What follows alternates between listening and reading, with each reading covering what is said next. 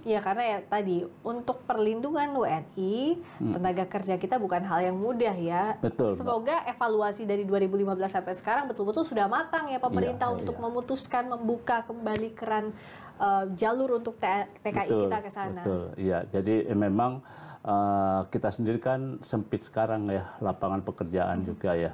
Jadi ya dibuka kembali sehingga ada masuknya devisa, meskipun juga untuk dari keluarga mereka harus mengorbankan, salah satu keluarganya harus bekerja di luar Arab negeri, Saudi. di Arab Saudi.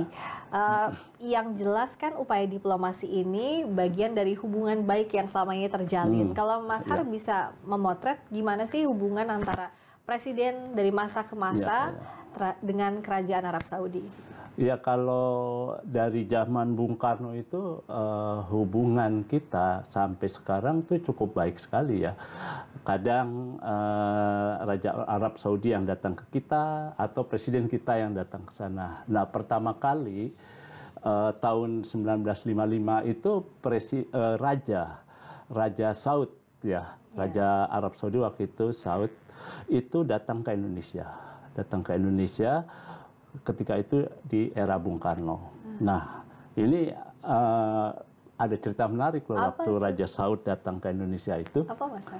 Kan orangnya kan tinggi besar ya. Iya. Nah, dia harus menempati tempat tidur khusus. Tidak ada yang sesuai dengan ukurannya Raja Saud itu.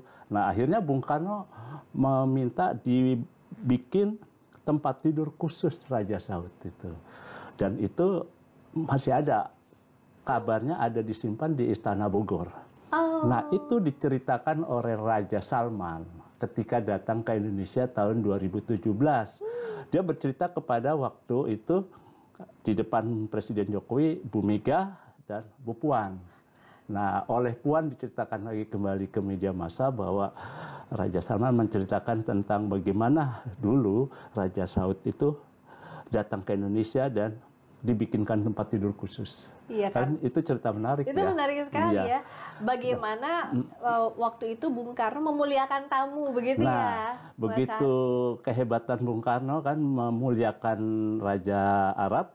Nah, Bung Karno langsung tahun 55 itu juga pergi ke sana, pergi haji. Gitu. Itu pertama kali itu Presiden Indonesia pergi haji dan menunaikan ibadah haji di sana. Nah, tapi Bung Karno itu kan seorang insinyur ya. Ya, Bung Karno itu saking dekatnya dan begitu percayanya dan begitu saling menghormati, itu Raja Saud itu sampai meminta saran Bung Karno loh.